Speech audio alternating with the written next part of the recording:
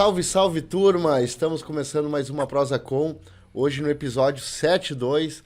Tenho aqui ao meu lado como co-host uma pessoa que é uma sumidade no que tange no assunto oncologia, no que tange o assunto câncer, a doutora Aníbal Nogueira, um estudioso da área, que convidei e tive a grata satisfação de ter o aceite dele para entrevistar junto essa personalidade do jornalismo, que é Daniel Escola, né? Um cara que é altamente conhecido não só pela sua carreira brilhante à frente do jornalismo, mas também por uma luta que ele travou e venceu contra o câncer.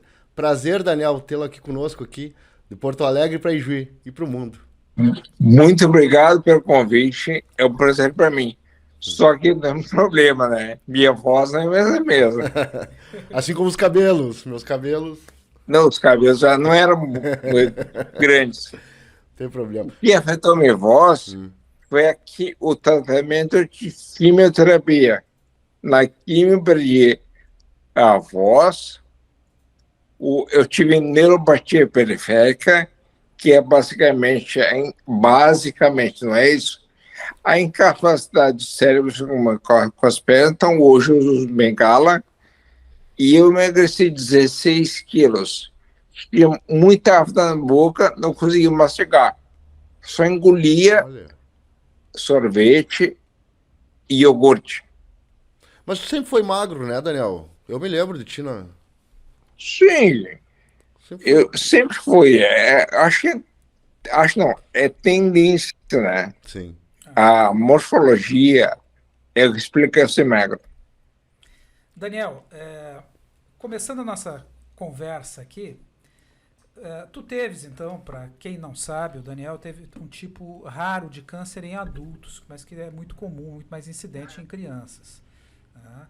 Teve um neuroblastoma, que é um tumor que, quando acomete os adultos, aí o tratamento é extremamente tóxico na criança também, né? É feito radioterapia, tem as sequelas da rádio. Você já falou aí da mucosite que te acometeu na boca, da neuropatia periférica e central que você fez com as drogas, que são as vezes que tuas defesas devem ter caído, que tu deve ter internado, incontáveis coisas. Várias vezes. Você começa aqui dizendo da sua voz, que é o seu instrumento de trabalho, e o motivo pelo qual de você ser muito conhecido. Né? Você fala daquilo que você abriu dizendo aquilo que tu perdeu com o câncer. Perdi um pouco da dicção, perdi um pouco da minha neuromotricidade, sensibilidade aí. Tive mucosite, sequelas. Na época não sentia o gosto. Agora eu quero começar essa prosa com a seguinte pergunta.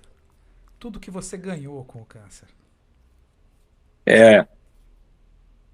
Tudo que eu aprendi. Tudo que eu aprendi.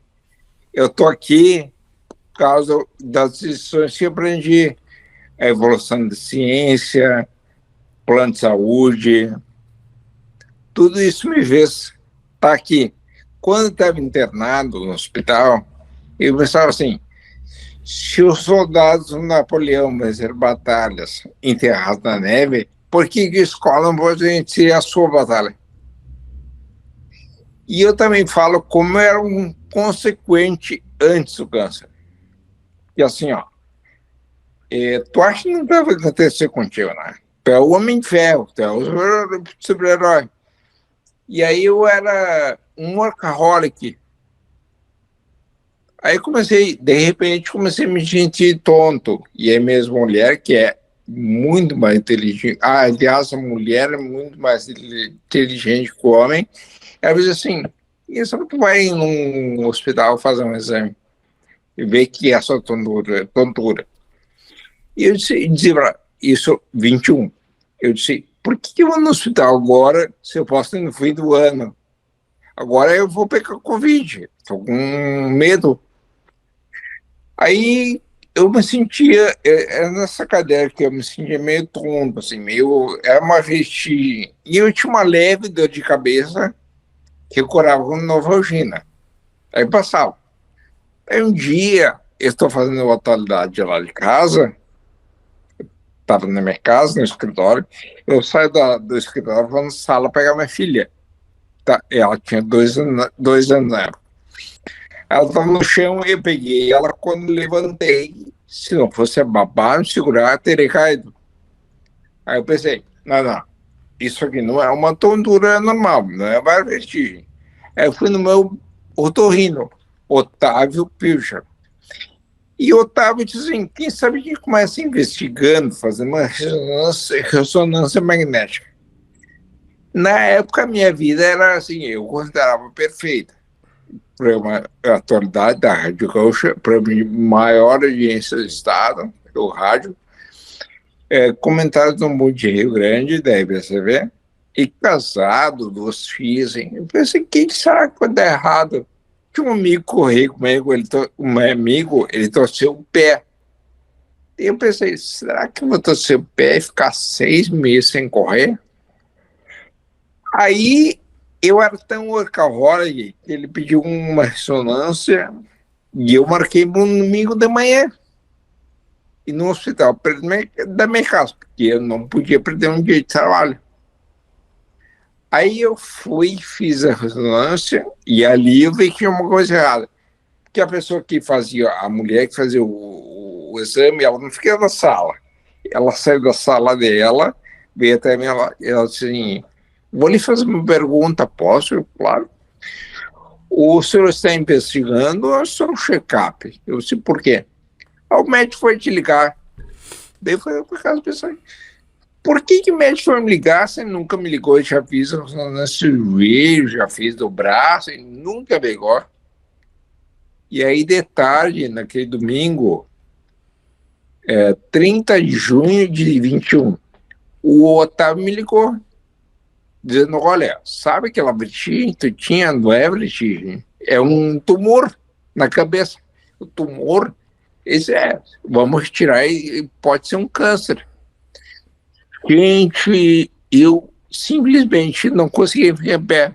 Eu cheguei a sentar e continuar ouvindo ele. Aí eu, peraí, só um pouquinho. Eu tinha uma vertigem, só disse tem um tumor. Temos que retirar isso aí o mais rápido possível. Aí me ligou o Arthur Pereira Filho, que ele indicou. E o Arthur me deu o diagnóstico todo. Eu disse, Arthur, vou ser bem sincero contigo. Eu fui pegar uma segunda opinião. Ele disse, tudo bem. Isso era um domingo. Aí na segunda manhã eu fui lá no Eliseu Paleoli na PUC. Ótimo médico, ótimo. Na época ele estava na PUC. Agora ele está no INSO. Daí o Eliseu me deu exatamente o mesmo diagnóstico do Arthur. Aí entre PUC e Moinhos, onde eu vou me virar? No Moinhos. Porque até eu falo isso, tu tem que estar cercado de bons profissionais. Tipo, o Bill Gates ficou lá sozinho? Não. Warren Buffett é bilionário porque ele estava cercado de bons profissionais. O Steve Jobs montou a Apple sozinho? Não. Com outras pessoas. Ele ficou lá sozinho? Não. Então, isso foi muito importante para mim. Eu não estava entregando minha vida. Quando eu era gestor da Mesa Gaúcha, eu me cercava de boas pessoas que hoje estão super bem. E aí essas pessoas me dizem, tu me deu chance. Não, eu te abri uma porta. Se fosse ruim, estava no outro da rua hoje. Mas tu é ótimo, então, sabe? Um desses caras é da região, Marcelo Debona, narrador. O Debona. Meu amigão, assim, meu amigo pessoal, ele me disse assim, ô Escola, tu me ajudou. Eu disse, não, eu só abri a porta para ti. Não fosse bom, cara, não estaria onde tá. O talento é teu. Então, assim, eu me cercava de boas pessoas para incentivá-las. E aí eu fiz cirurgia, aí o Arthur, eu fui fazer uma consulta com o Arthur, aí o Arthur me repetiu, eu disse, Arthur, quanto tempo vou demorar? Porque precisa saber, né? Ele disse, de minha parte, uns 15 dias. Aí que eu fiz, tirei férias da Gaúcha de 30, E não sempre atenção de um câncer, não. Eu só falei a mesma história. Tirei férias, eu pensei, vou tirar férias, vou fazer cirurgia e vou voltar. Lê do engano, né? Porque aí depois da cirurgia, eu fiz duas, tá? Eu tive complicação, já era previsto. Eu tive hidrocefalia e meu batimento cardíaco caiu de 80 para 27. Nossa. Então eu posso dizer, aterri, botei o pé na cova. Aí depois da cirurgia, da segunda, começa a rádio. Fiz 30 sessões. E depois da rádio, a que mais me afetou foi a quimioterapia. 6 ciclos de quimioterapia. Então, até hoje, eu saí dia 20 de julho, eu me operei no dia 21. Nunca mais voltei. E aí, eu terminei o tratamento dia 26 de maio de 22. Aí, em setembro de 22, eu estava ainda com o tratamento parou, mas o acompanhamento é permanente.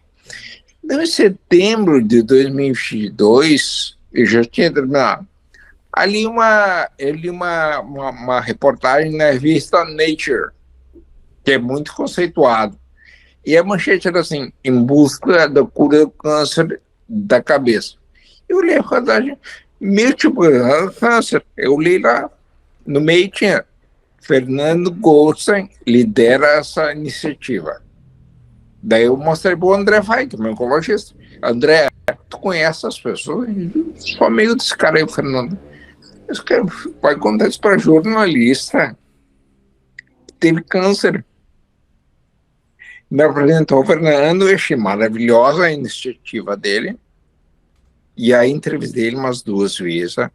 Ele tem uma frase muito interessante que é a seguinte: até o fim da minha vida, vou me dedicar a buscar a cura do câncer. Ele não é médico, ele é empresário. Mas ele financia essa iniciativa que busca a cura do câncer. Como o senhor sabe, o meu tipo de câncer é raríssimo em adultos. Aliás, eu não consigo ninguém ter tido da minha idade. Ele é mais comum em crianças. Então, quando eu era sempre estimulado a escrever livros, sempre. Aí eu dizia as mesmas coisas sempre, não é a minha hora, não tem minha história. Quando eu me aposentar, talvez, eu tive câncer, e aí eu escrevi esse livro aqui, ó, Aluno da Tempestade, as lições que eu aprendi que servem para todos. Que já está na Amazon, né? Isso, pré-venda na Amazon, e vou lançar dia 24 de setembro, aqui no Teatro Figueiredo, em Porto Alegre. Mas, enquanto isso, eu já fui no mês de venda, e hoje, nessa segunda-feira, fui na Unimed. Que agora o meu objetivo é tentar ajudar as pessoas. Como eu era um cara inconsequente, e agora eu passei por isso para entender as lições que são muito importantes. Muito, muito importante, Daniel, tu colocar isso das nossas inconsequências e as nossas negações humanas, né? Quando a gente falou-se muito sobre negacionismo, a gente fala muito sobre negacionismo. Nós, humanos, somos negacionistas de natos. Nós acordamos todo dia negando a nossa finitude. Nós podemos morrer todos os dias. Todos nós, né? De certeza que temos. Mas nós vivemos os nossos dias como se nós fôssemos eternos. Não é? Doutor, negação, a gente acha que nunca vai acontecer com a gente. Nada, exatamente. Que o raio não aí, cai de na repente, gente, né? Não. E nunca é conosco. E aí, de repente, muda a tua vida. E a gente tem eu tenho uma estatística que eu tenho falado ultimamente, que 20% das mulheres não faz nenhum tipo de exame preventivo, não fez nenhum tipo de exame preventivo nos últimos 3 anos. Eu não estou falando só de mamografia, eu estou falando de exame de colesterol, um hemograma. E 60% dos homens. Você falou que mulher é mais inteligente que homem, né? 20% Yeah. das mulheres e 60% dos homens não fez nenhum exame preventivo, sequer uma consulta de rotina nos últimos 3 anos. Pois é. Isso dá uma média de 40% da população não faz, mesmo tendo acesso a esses exames em rede pública. Então essa é a grande conscientização que a gente tem de procurar, né? De estar fazendo exame preventivo, da gente estar atento a sintomas que mudam na nossa vida, né, Daniel? Tu deu o exemplo real, assim. Acho que essa tua fala traz para o público a reflexão de que quando algo está diferente, algo pode estar errado e que a gente é suscetível que o raio caia na nossa cabeça. E que a gente deve procurar ajuda e não deve ter medo, temer os exames e quebrar essa nossa negação natural de também medo do desconhecido. Sim. E medo de ter um diagnóstico difícil, né? Eu sabia que a maioria das mulheres, quando descobre câncer de mama, são abandonadas pelo marido. São abandonadas. A maioria. Eu já presenciei muito isso, sabe? A maioria. Para mim, rede de apoio é fundamental. Sim. Eu falo no livro. Ninguém me abandonou. Família, amigos, colegas, vizinhos, gente que conhecia. Então, assim, rede de apoio é muito importante. Tu precisa ir para o hospital e voltar. Precisa ter afeto, carinho, sabe? Isso é muito importante. Daniel, antes de tu receber o diagnóstico do câncer, enfim, tu corrias, né? Tu fazia corrida de rua, né? Na atualidade era tu, a Rosane de Oliveira, a Kelly e o Potter, eu acho? Não? Não. Era eu, a Rosane e o Carabai. Isso a aí. Kelly vinha depois no timeline. E o Davi. Exato. Ali o Davi. E como foi esse trabalho teu? Porque, óbvio, tu teve que reaprender tudo e uma forma que te trouxesse prazer ao mesmo tempo, né? Nessa nova etapa da tua vida. Olha, Jandir, é o seguinte, é um F5 na vida, né?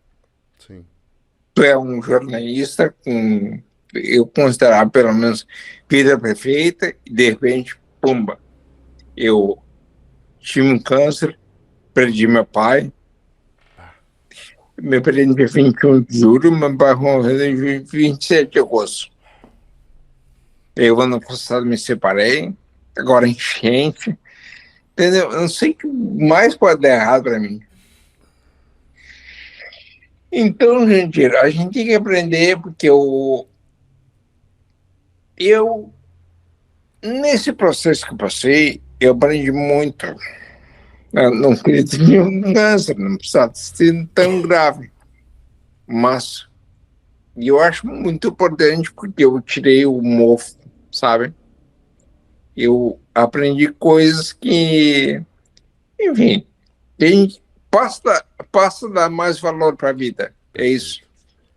Parece clichê, né, Daniel? Mas é impossível se passar por um câncer sem uma modificação drástica. E eu acho que quem não vivenciar isso não vai ter tirado proveito, o melhor proveito da cura. Que a gente percebe quando tu fala, e com o brilho no olhar que tu diz, que a cura do câncer, curar o seu câncer, foi só um dos passos da modificação do ser humano, Daniel, pré-câncer e pós-câncer, né? Eu acho que tu usou uma palavra muito importante. 2, tirar proveito. Eu pensei assim, antes do câncer, eu era estimulada, como eu falei, estimulada a escrever livro. Aí eu deixava de lado, mas ao mesmo tempo, secretamente, eu comecei a investigar a história do Becker, o Marco Becker, ex-presidente do CREMES, foi morto aqui em Porto Alegre. Tem várias twists na história. Uma é de crime passional, outra de jogatina. Na verdade, aconteceu o seguinte, ó, o CREMES caçou o registro do Bayar Fischer. E o Bayar tinha feito uma cirurgia, uma operação peniana no Juraci de Oliveira. E eu pensei, pois que ele toda a denúncia da Polícia Civil, li todo inquérito da Polícia Civil, toda a denúncia do Ministério Público, comecei a escrever. Aí, pimba, câncer. E quando eu voltei, eu pensei, será que eu volto para essa história? Não. Esses caras aí, para se enganar de alguém, matam rindo. Eu pensei, a minha história é história. As lições que eu aprendi com o câncer, apreço pela vida. O apreço pela vida nos faz modificar o mundo onde a gente está, né? Porque a gente quer dar vida para os outros. Quando tu me diz aí sobre rede de apoio, a gente sabe muito bem que a rede de apoio é fundamental. Jandir, para se tratar uma doença complexa como o câncer, é essencial, e ele diz aí que as pessoas estejam ao redor. Mas vamos lá, tu era um cara bem sucedido, famoso, com contatos, com um bom plano de saúde, com acessos. Aí nós vamos para a realidade geral da grande maioria da população brasileira, que às vezes tem pouco acesso, não tem um plano de saúde, não tem uma rede familiar bem estruturada. E daí tu me diz uma coisa que é fundamental, sobre a tua luta agora, que é também para ajudar essas entidades, para estar de foco nessas entidades que ajudam a dar suporte. Isso. E tu me diz aí sobre o Goldstein, né? E que eu acho muito legal nessa tua trajetória agora de você estar abrindo os olhares sobre essas pessoas que são financiadores, não é, de coisas muito boas para poder dar estrutura e amparo e uma rede de apoio principalmente a quem necessita. Eu vou amar uma frase do Fernando, tá? Até o fim da minha vida, agora, daqui por diante, eu vou me dedicar a divulgar as coisas relacionadas ao câncer. O Fernando, até o fim da minha vida, eu vou investir. E eu não consigo investir. Meu investimento é conhecimento, é esclarecimento. Aliás, tempo foi uma coisa que... Por exemplo, eu almoçava um sanduíche antes, eu pensava, que não podia parar. Eu sentava, botava um sanduíche do lado e quando hoje eu almoço em meia hora, me desfriei. E qual é o problema? Quando eu me cobrei do câncer, a consciência, eu li meus e-mails, eu tinha 175 mil e-mails. Sabe o que é isso? Aí eu pagava. Aí chegou lá no meio, assim, tinha um e-mail assim, pode conectar. Eu li, meia-noite, era um e-mail da central técnica da Rádio Rocha, que era na época do Covid, então eu estava em casa, um aparelho, e eu mandava um e-mail para o cara, dizendo assim, quero conectar. Aí o cara respondeu, pode conectar, meia-noite. E a informação era a seguinte, lembra do caso Carrefour, do cliente foi morto? Acredito. Aí o Carrefour fez um acordo com a família. E eu estava acompanhando aquilo. E aí, pela assessoria. A reunião terminou 11h30 da noite. Aí quando eu peguei a informação, que vez, eu adotei tudo e tentei por ar. Eu não me lembro de nada disso. Aí, olha só, vamos supor que eu entrei no ar 00:05, tá? Fiquei 5 minutos lá. Fui para a cama 00:30, porque antes de ir para a cama, eu sempre tomava banho, e aí ia para a cama. Só que na época, eu acordava às 4 da manhã. Então, aquela noite, se eu dormir 3 horas e meia, eu acho que eu lembro disso. Hoje, meu celular tá mancando, não, sabe? Não tem mais essa. Como eu disse, eu era um workaholic. Aí o câncer começou a mim, não é bem assim. E a nossa geração é o trabalho, a qualidade é medida pelas horas que a gente trabalha. E não é assim. Se tu trabalhar 1 hora por dia bem, tá ótimo. Trabalhar 2 bem, tá ótimo. Eu trabalhava 18, entendeu? Era movido a trabalho. Um workaholic.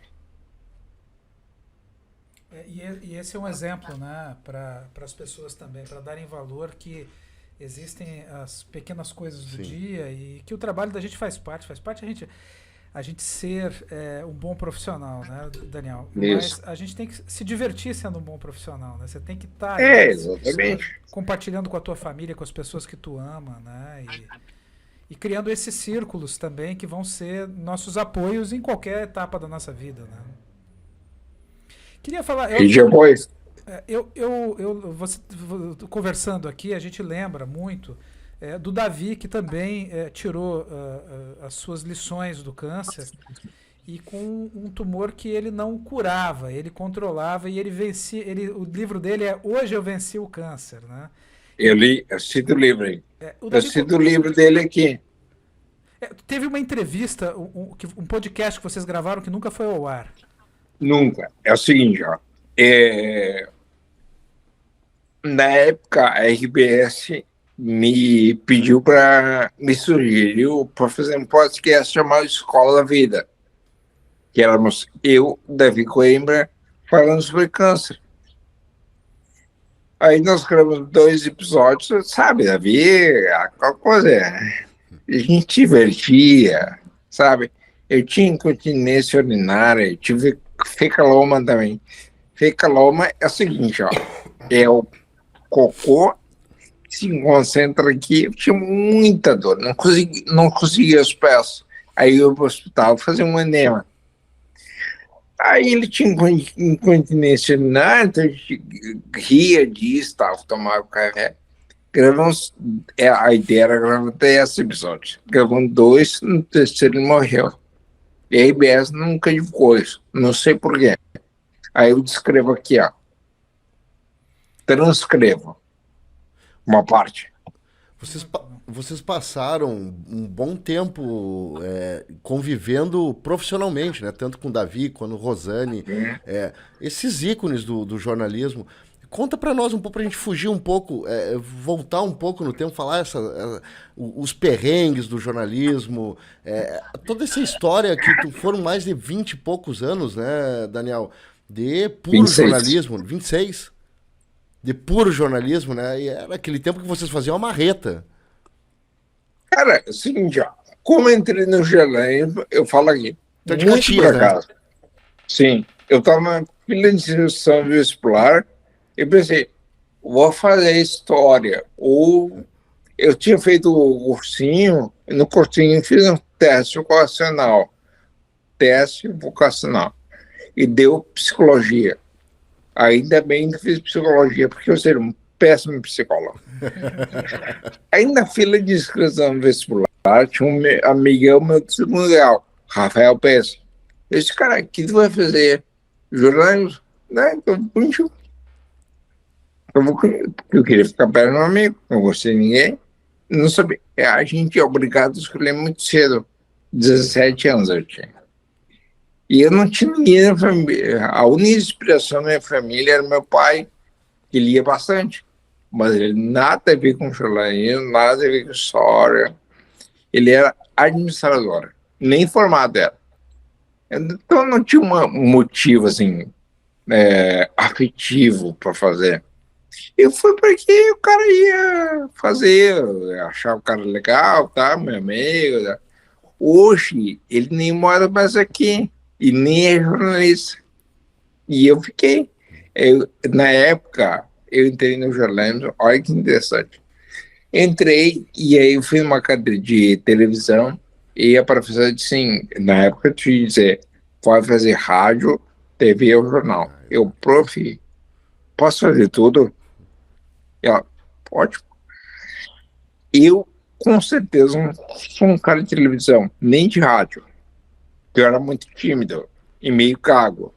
E tinha um sotaque muito forte. Eu queria escrever. Aí apareceu um estágio na Rádio Caxias para ser redator. Não falar. Aí eu pensei, vou fazer estágio, dali eu pego o currículo e vou pedir emprego no Pioneiro. Só que daí, no meu estágio, o antigo diretor da Caxias disse assim, se eu fizer aula de locução, eu vou te contrato. Eu, porque trabalhar, né? Eu fiz aula de locução e fui contratado. E assim que entrei. Aí o meu sonho de trabalhar na RBS passou a ser do Pioneiro para Gaúcho. Daí em 98 eu consegui uma vaga na Gaúcho, insistindo bastante. Olha, bela história. Fantástico, né? Falando sobre o teu livro, né? O Aluno da Tempestade. O Aluno da Tempestade hoje está navegando em bons ventos? Então? Boa pergunta.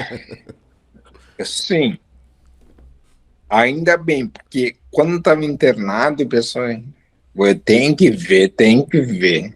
Daí vivi e agora estou passando essas lições para gente como eu, que é inconsequente. Viu? A gente falando do Davi, tu sabe que o meu sócio, meu amigo, o Dr. Fábio Frank, foi quem conduziu o Davi para os Estados Unidos, conseguindo o tratamento de imunoterapia na época, foi nosso paciente aqui. Então o Davi foi um cara que teve uma convivência e uma memória afetiva com o Ijuí, né? E ele sempre falava sobre as ruas de Juí, que os carros param na faixa de pedestre, né? E o Davi é um cara iluminado, e tu também é um cara muito iluminado. Tu teve um outro contato com outro ijuiense também que trouxe uma... que é o Lourenço Cunegato, que é arquiteto. Deixa eu contar uma história. O Lourenço era uma inspiração para mim, quando eu estava no hospital. Que eu achava que, da época, eu achava todo mundo tem mesmo câncer. E hoje eu sei que existem dezenas de tipos de câncer. Tem câncer que as pessoas nem sabem o que é. Aí o Lourenço teve linfoma. E ele ficou muito mal, que nem eu, assim, esquelético, amarelo, por causa do tratamento. E não conseguia caminhar. Só que aí ele fez tratamento, se recuperou e eu olhava os vídeos dele e ele botava assim, antes, durante e depois. Eu pensava, quero ser que nem ele. Aí um dia fiz ver lá no meu quadro, eu disse, conhece esse cara aqui? Ela disse, sim, o Lourenço. Eu disse, pode me ajudar, eu quero ser que nem ele. E ela disse, sim, mas olha só, o teu tipo de câncer é diferente. Que o Lourenço não falava ali qual era o câncer dele. Depois que eu vim descobrir que era outro, ela disse, vocês têm características e efeitos diferentes. Então, enquanto ele foi no sangue, foi na cabeça. Então, até hoje, eu não me recuperei. Eu uso Megala. Primeiro, como eu tive neuropatia periférica, eu usava cadeira de rodas. Fiz isso direto. Depois o andador, que agora é bem calar. Bem calar passou a ser uma marca minha lá. É isso aí. E essa voz de patente, velho. Sabe que o Lourenço, semana passada a gente estava conversando e ele relatou que antes de ele ser diagnosticado com câncer, ele fez um trajeto de bike de Ijuí ao Atacama. 17, 18 dias. É. Isso aí. Essa importância do que o Lourenço fez, e do que tu busca fazer todos os dias, que é voltar à sua normalidade e reassumir a sua Esse é o objetivo, que o mais difícil eu já fiz antes do câncer. Eu já fazia fono. Eu pensava assim, se o Bonner faz fono, que a escola não pode fazer? Eu acho que a gente tem sempre aprimorar. Eu faço fono desde que eu vim para Porto em 98. Então, faz 26 anos. E agora, eu perdi tudo, estou recuperando, estou progredindo.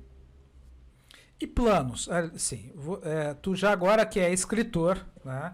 Tu já era escritor, claro, mas com uma publicação aí sendo lançada, com uma história que te comprou, né? Que derrubou todas as outras histórias que estavam sendo escritas. Depois dessa, o jornalista Daniel Scola, aonde mais ele volta a brilhar com a sua recuperação física e profissional? E eu acho que é o seguinte, ó, agora eu me dedicar mais ao que me sobrou, que é escrita. Mas futuramente penso em voltar para a rádio. Meu desejo. A rádio é uma cachaça, né? Vicia. E agora eu pelo menos não perdi a capacidade de escrever. Então, esse é meu primeiro livro, o livro de memórias. E agora, porque agora não posso mais escrever nada sem citar o que se passa, sem citar a maior batalha da minha vida. Perfeito. Senhor, tu sabes que nós dois aqui, os dois, tinham. Eu tinha programa de rádio. O doutor Aníbal continua ainda com o programa de rádio. Então ele pode confirmar que é uma cachaça. É uma realmente. cachaça, é muito bom. Fazer ao vivo é muito bom, né, Daniel? Muito bom. Uma vibração muito boa. E aí, olha só, eu trabalhei no rádio e na TV. Aí chegou um momento ali que decidi, na IPCV de 2008 a 2012. Aí eu decidi sair da TV, porque a TV é muito boa, me ensinou bastante, só que tem um problema. Tu passa a tarde inteira trabalhando numa matéria, e no rádio produz entrega. O imediatismo do rádio é imbatível para mim. Sim. Então eu decidi ficar só na Rádio Gaúcha. Não, muito legal. Muito legal e tu tá fazendo isso. E agora é extremamente importante o teu ativismo, né? Na cura, né? Na busca de melhores recursos. Motivador pra gente, legal da gente estar te vendo. Saúde. É isso aí. Saúde. E nas pessoas fazerem. A gente tá fazendo uma campanha agora aqui em Juí que chama-se Câncer Não Tem Cara, mas pode ter cura. Né? A prevenção é o remédio mais forte e a gente não deve temer fazer os exames preventivos, que eles são os maiores aliados nessa luta. Aliás, se tu sabe bem, né? Se tu detectar câncer precoce, tem mais chance de viver. Aliás, eu não conheço ninguém ter ficado vivo e ter parado o tratamento. E conheço muita gente, uma amiga minha teve câncer de mama, e ela fez o toque na mama. Ele descobriu um caroço. E ela foi médico e era um câncer. Ela tirou as mamas e hoje está super bem. Então, tratamento precoce é muito importante. Esse é essencial, né? Sim. Olha, Daniel, a gente tem que fazer um convite pro Daniel vir um dia aí Juí para conversar com as pessoas aqui de Juí, que apesar de tu tá achando que tu tá com voz de Pato Donde, a voz tá ótima, tu tá comunicando super bem. Obrigado. Porque a ideia é fluida, né? Fono, é esforço, né? É isso, esforço. A gente não conquista nada sem esforço, né, Daniel? E a gente demora, né? A gente demora 1 ano para aprender a andar, a gente demora para aprender a falar quando a gente está se desenvolvendo. E a gente tem que saber que o processo biológico ele tem que ser lento e com bastante esforço, senão a gente não chega, né? Constante, né? Sim. O Daniel, já, após todo esse processo de cura, de aprendizado, de melhoramento, digamos assim. O Daniel espiritual, o Daniel da religião, ele tem uma religião, o Daniel? Acredita em Deus? Olha, é uma pergunta que fizeram hoje, tá? Eu vou lá. Eu sou católico não praticante. Aí a pessoa me perguntou assim, na palestra, ela disse, foi Deus que salvou? Não. Foi a ciência. Foi a medicina. Tem um salve divino? Talvez tenha. Mas o que me salvou é a pesquisa, a ciência, a medicina. Hoje eu estou aqui por isso. Claro. Então, tem um salve divino? Talvez. Eu não imaginava que tanta gente torcesse por mim, rezasse por mim. Mas é óbvio que graças à evolução da ciência, eu estou aqui. Me diz assim, o senhor pode dizer isso. Me dizem, tem mais casos agora. Sim, mas tem mais de diagnóstico. Sim. Tem muita gente que tem câncer. Olha, tem mais diagnóstico. Provavelmente também, estatisticamente também deve ter mais casos. Mas agora se identifica. Por exemplo, Napoleão morreu de dor de barriga. Provavelmente um câncer. Mas naquela época, no século XVII, não tinha diagnóstico. Era doença ruim. Cada vez mais nós fazemos diagnóstico, mas a gente está aumentando, infelizmente, Daniel, a incidência de casos de câncer em pessoas jovens. Tá? Em pessoas jovens, eu digo abaixo de 40 anos. E agora, assustadoramente, abaixo de 30 anos a gente tem visto. E isso é um resultado do mundo que vivemos, nosso ambiente. Né? Então, o recado também de levar uma vida saudável, de não fumar. Né? O nosso combate ao cigarro eletrônico, que é uma tragédia anunciada, que nós temos falado. Né? O senhor conhece o livro Anticâncer? David Schreiber. Uhum. Ele ensina, aliás, a história dele é maravilhosa. Ele é um médico francês e dava aula nos Estados Unidos. Aí na contracapa do livro está assim, todos nós temos um câncer adormecido. Então, eu não quero assustar, mas todo mundo tem uma célula defeituosa. No meu caso, se proliferou e foi acantada durante anos e anos e anos aqui no cerebelo. Aliás, meu tumor tinha 3,5 cm. Quase, ele lembrou muito limão. Ele estava justamente no meio do cerebelo. Um lugar que se chama equilíbrio, que sempre me caracterizou. Porque eu nunca fui um cara desequilibrado. Nunca fui de esquerda, direita. Sabe, eu sempre fui um cara ponderado, equilibrado. Isso é muito importante para o jornalismo. Sim. E isso aí, eu não perdi, tá? E tu fala assim, olha, o quanto nós somos grandiosos como seres humanos, né, Daniel? Quando a gente está falando aí que tu teve problemas motores, mas o teu equilíbrio maior, que é o teu equilíbrio de jornalista emocional, a gente vê que está aí até melhor do que o Daniel. Pois é. Isso é interessante porque eu acho que hoje, sinceramente, eu sou uma pessoa melhor, pelo menos mais esclarecida sobre saúde. Aliás, eu estou gravando um podcast agora chamado Venci e Vivi, em que eu só foco em saúde. Agora passou a ser uma bandeira de vida para mim. Saúde.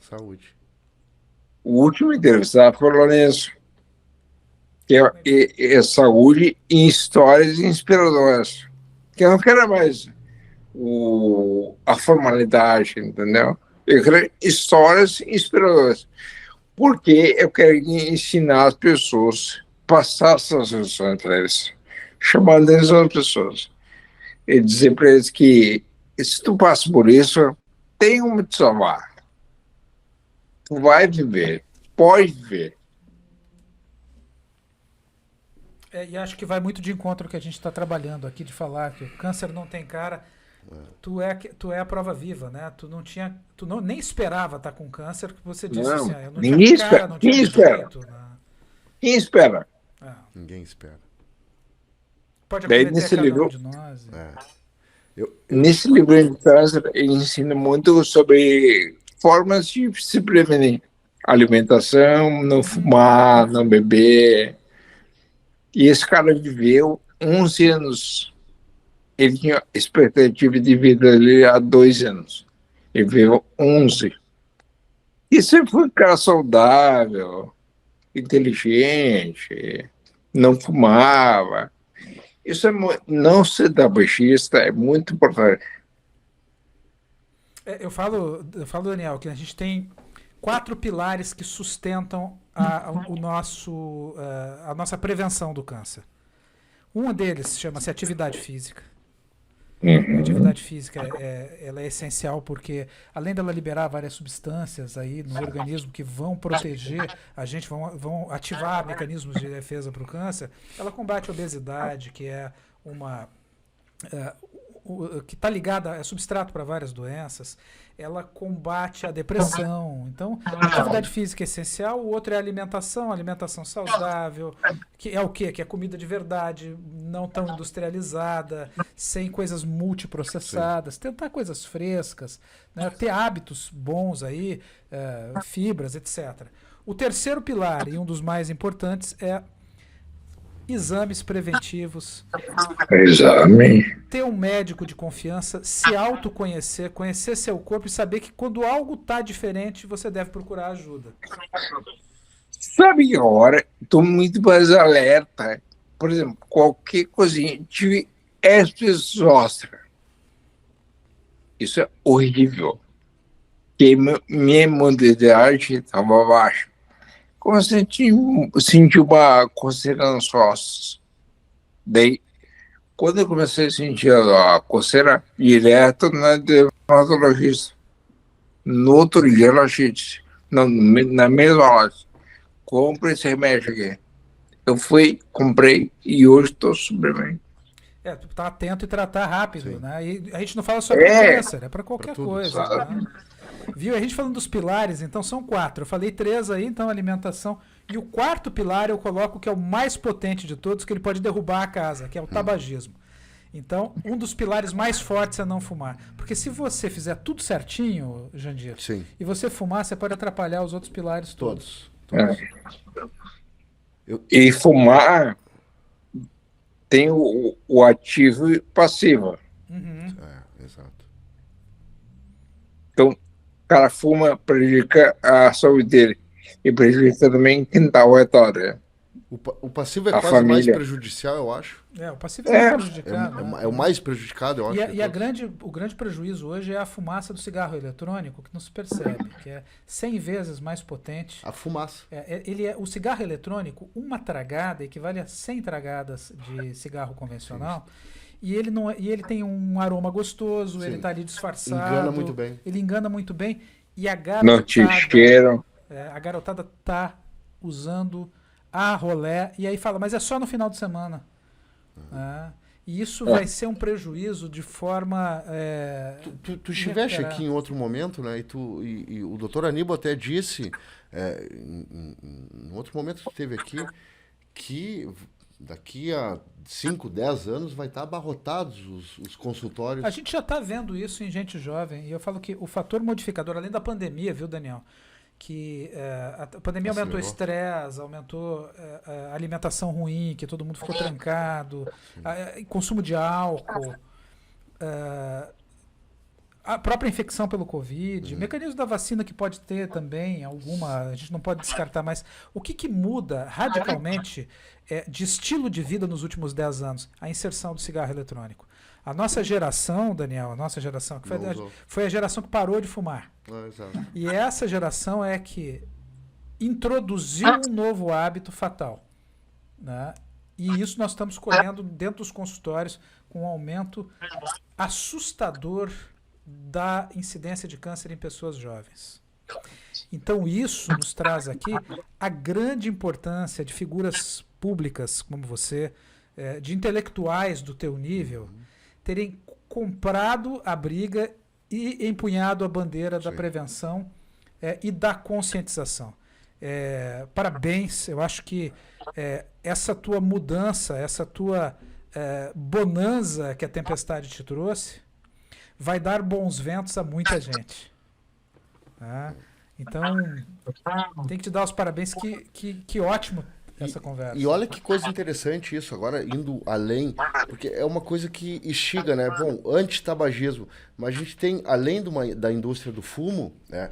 A gente tem agricultores que produzem isso na região de Santa Cruz, toda essa região ali, que é da fumageira, né? Digamos assim. E há um processo cultural também, porque existem famílias ali que se criaram gerações e gerações e gerações produzindo fumo. E olha só que coisa incrível. Agora Hoje em dia. Oi. Por que eles produzem tanto? Tem Porque consumo. Exato. A Cuba não é só deles. Não. Cuba te consome também, principalmente. Ali tem um caso importante. Não pode simplesmente acabar com o tóxico. Exato. Tem que reduzir, e eles têm também optar por outra cultura. Outra cultura, exato. Fazer transicionar esse nível de produção. Porque é tudo minifúndios, né? Então, de repente, mudar, fazer outra... mas é um processo cultural. Cultura. É isso aí. Cultural. E se a gente parar de consumir tanto, não vai ter mercado, não vai ter produção. Consequentemente, eles podem também se autodescobrir em outra atividade. Isso. Ali é a monocultura. Eles podem plantar outra coisa. Perfeito. E aí vai... Eles só plantam porque tem alto consumo. Exato. Isso que o Daniel diz é importante, porque existe o consumo, mas quando a gente tem um planejamento de combate ao tabagismo, a primeira coisa é você reduzir o consumo com o quê? Com a educação. Então, acho que essa iniciativa do Daniel e da gente estar aqui também falando sobre câncer, abertamente sobre câncer, sobre o tratamento, sobre as consequências do câncer. Era um tabu até recentemente. Exato. Tabu. Daniel, assim, tu que foi jornalista, foi radialista, 26 anos, tu conviveu na época da rádio enfumaçada, né? Que é da redação enfumaçada. As pessoas fumavam dentro do estúdio. Paulo Santana. Aliás, eu sou jornalista, mas nem sei tragar. Nunca fumei, né? Nem nada, nem cigarro, nem maconha, nada. Não sei tragar. E na redação eu tinha que sair. Aí depois ele escreveu um fumódromo. Onde o Paulo Santana... Fumódromo do Paulo Santana era o nome, não era? Esse aí. Porque o Santana ia lá fumar e aí fumava com todo mundo. Aí quando o Santana se afastou, botaram um óleo Paulo Santana.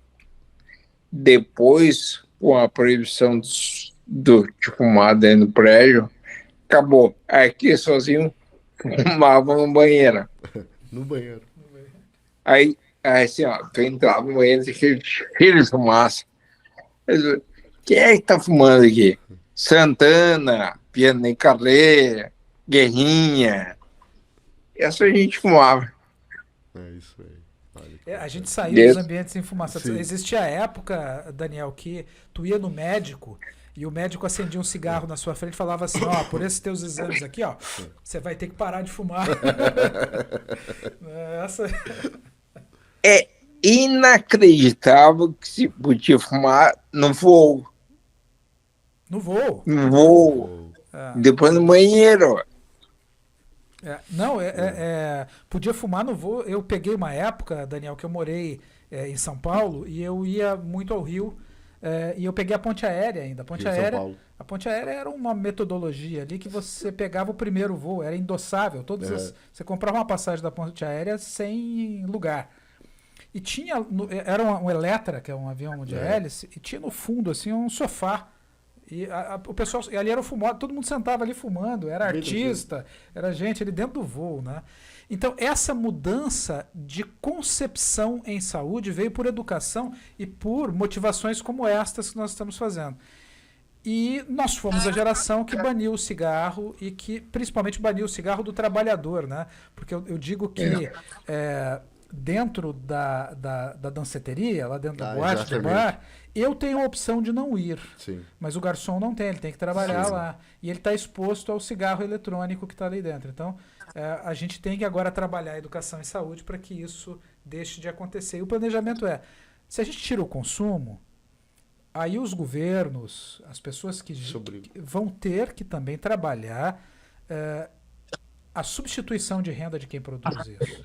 Exatamente. Mas o eletrônico ele não está taxado ainda, né? Ele é proibido? Ele é proibido e essa é a grande discussão, né? A gente não sabe do que eles são feitos. Como ele não é legalizado à venda, ele também não é... Não gera... Não, ele não é legalizado no Brasil e ele não é inspecionado. Então ele não ainda. tem uma bula de Anvisa, por exemplo, de ainda. liberação. Quando nós falamos que ele é 100 vezes mais potente, nós na verdade nem sabemos. Pode ser até mais. Mas eu vi esses dias, o absurdo de se ter no TikTok um tutorial para se fazer caseiro um fluido desse negócio. Então, sabe-se Deus o que estão inalando, né? A nossa juventude. Vou contar uma história. Uma vez eu fui para o Japão em 2011 por um terremoto. Aí o Japão muito civilizado, muito. Nunca trabalhei num país tão civilizado. Só que lá tem um problema. Se fuma, não sei se ainda se fumava em 2011, se fumava até dentro de restaurante. Então eu evitava ir no restaurante por isso. Tu vê o Japão. Comendo e fumando. Eu fico lembrando aqui, a gente falando das tuas coberturas, né? As suas grandes coberturas. Tu cobriu grandes eventos aí, grandes coisas na história do Brasil. Do Brasil aí, e do mundo. Conclave, tu cobriu. Depois tu conheceu o Papa. Sim. É o seguinte, ó. Eu fui cobrir o Conclave em 2013. E acho que essa foi a cobertura mais importante da minha vida. Só que eu cheguei lá e não conheci ninguém. E eu, no aeroporto, comprei um pôster com os nomes dos cardeais, que eram 105 na época, e as fotos. E os papáveis. E aí o jornalista, eu queria entrevistar, só que eles não davam entrevista. Aí tinha um padre, o Antônio Afmazia, que é de Porto Alegre. Eu nem conhecia ele me conhecia. Ele era o motorista dos cardeais brasileiros.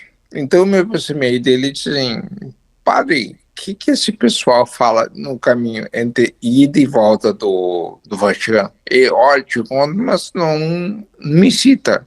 Eu, tá bom. Eu fiquei amigo dele. Ele me contou tudo, porque ele nem eu. Me contou tudo e depois disso eu fiquei amigo dele. Aí no ano passado ele disse para ele, hoje ele está no Vaticano, né? Ele é o chefe do setor de português do Vaticano. Por exemplo, se o Papa recebe um relatório de 5 páginas, vamos dizer, exemplo, tá? Ele traduz e resume em um parágrafo, porque o Papa não tem tempo para ler tudo aquilo. Então ele faz o resumo. Daí eu disse, olha, nesse ano eu vou te visitar no Vaticano. E ele disse, então passa o nome do teu passaporte. Eu disse, por quê? Porque você ainda marca uma visita especial contigo. Tá. E eu fui lá em outubro do ano passado, e aí me levou lá no Vaticano, conheci tudo. Tá? Aí à noite eu fui jantar na casa de Santa Marta, onde ele mora, onde mora o Papa.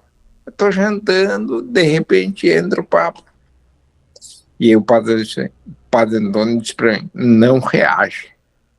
Tipo, sabe, não alerta os gansos. Deu, padre, eu não consigo mais comer. Nervoso. Eu tava comendo no mesmo restaurante que o Papa mora, no prédio, no refeitório. Eu tava comendo massa, feijão e salada. Comida bem simples. Aí ele disse, eu continuei com os talheres assim, padre, eu não consigo mais comer. Ele disse, não vamos fazer o seguinte, vamos, levanta discretamente e vamos lá de fora esperar sair. A gente foi, tinha 2 portas. Dá uns 15 minutos mais ou menos, sai o papo. Eu disse, pá, e agora? Aí falei com ele. Aí deu o celular do meu amigo não é bom de celular. Eu disse, cara, não me erra essa foto, pelo amor de Deus. Imagina perder a foto com o papo. Então, eu encontrei o papo. Aí o padre Antônio falou, esse é um jornalista, amigo meu, mora na minha cidade, teve câncer e tá se recuperando. O Papa me abençoou e olhou para mim com uma bastante polenta. Mal sabe ele que eu sou um polenteiro. Um baita polenteiro. De Caxias. De Caxias, né? imagina, Caxias, vai ser um polenteiro. Muito bem. Daniel, deixa para nós, então, uma mensagem final. A nossa prosa foi em 1 hora, assim, foi brincando. E poderia ir muito mais, com tanto know-how e conteúdo tu tens para ficar aqui 3 horas conversando. Mas a gente não vai te judiar muito, viu? Cara, eu agradeço o convite e eu espero que todo mundo se conscientize sobre saúde. A importância que a gente tem que dar para a saúde. Ele tem uma frustração que hoje eu não falo direito. Mas eu quero levar a minha voz desse jeito, conscientizar as pessoas sobre saúde. Perfeito. Saúde. Essa é a dica. Saúde. Saúde. Daniel, que bom, tá? Muito obrigado pela tua gentileza. Por eu que agradeço. Tamanha generosidade de estar dividindo com a gente aqui, com o público do Uma Prosa, com o pessoal de Juí. Tá? Que ótimo te ter como jornalista, ter como um ícone, como um exemplo. Prazer é todo meu. O tema câncer, para mim, Daniel, é um tema muito caro. Eu acabei, o doutor Aníbal, doutor Felipe Castro, pessoas que passaram, doutor Douglas Ruggeri, Fábio Frank, foram pessoas que acompanharam a minha mãe. Minha mãe, em novembro do ano passado, acabou acometida pelo câncer, né? Não conseguiu... Câncer de pulmão. Em 3 meses foi galopante. Uma doença extremamente agressiva. Agressivo. Né? O doutor Aníbal acompanhou. Teve aqui 1 semana antes dela vir a falecer. Deixou uma mensagem fantástica. Assim, eu engolia seco quando eu estava fazendo o episódio com ele. E uma pessoa que deixou uma mensagem brilhante para nós, assim, em termos de legado de vida. Foi acometida, sim, fumou muitos anos, e aí herdou esse problema, né? Então, a escolha de ter o Daniel Escola hoje, nessa conversa de segunda-feira, ela está fazendo 73 anos amanhã, em outro plano, né? E ter o doutor Aníbal aqui conosco aqui, ele vem a calhar com tudo isso, e eu gostaria de terminar deixando um feliz aniversário para ti, minha véia, de onde tu estiveres. Saiba, eu estou olhando para cá, mas eu poderia estar olhando para cima, né? Porque ela pode estar olhando para nós em qualquer lugar. Aonde quer que tu esteja, saiba que a gente está fazendo de tudo para continuar a tua caminhada, continuar todo esse teu legado que tu fizeste tão bonito. E hoje venho fazer esse episódio contigo, Daniel, e ter do lado aqui o Aníbal, para mim é gratificante. Que bom. E fica uma mensagem, fica um aperto aqui de que talvez a gente se veja daqui um tempo mais aí por cima. Então, Tu sabe qual foi o grande legado da tua mãe? Ela viveu até o último dia. E eu acho que nem sempre a gente consegue curar, sabe, Daniel? Como tu tá curado. A palavra legado é muito importante. É, Ela se foi, mas deixou um legado. E a gente, E ela batalhou pela vida. a gente nem sempre consegue curar, mas a gente tem que dar o melhor possível para que a pessoa tenha a maior amplitude dentro do tempo que ela falaste tem. isso. Né? Exato. E eu acho que isso é essencial. E conseguiu. E a tua cura, né? A tua cura vem com as suas cicatrizes, com as suas lições e com a grandiosidade de espírito aí que tu continua emanando aí uma luz aí pra gente dentro do cara legal que eu já via, né, na imprensa, né, que eu já via na rádio, e agora estou tendo a honra aqui de estar conversando contigo. Motivando legal, muitas que bom pessoas. isso. Que bom isso. Continua aí que vai valer a pena o teu trabalho. Não vou parar. Com isso a gente termina esse episódio número 72, deixando um abraço a todos e que todos consigam, dentro das suas possibilidades, fazer aquilo que tem de melhor, dar o melhor de si, ser o melhor enquanto pessoa, para que a gente possa chegar na próxima segunda-feira cheio de vida, cheio de prazer e cheio de esperança do mundo melhor. Forte abraço, que Deus nos proteja e vamos à luta.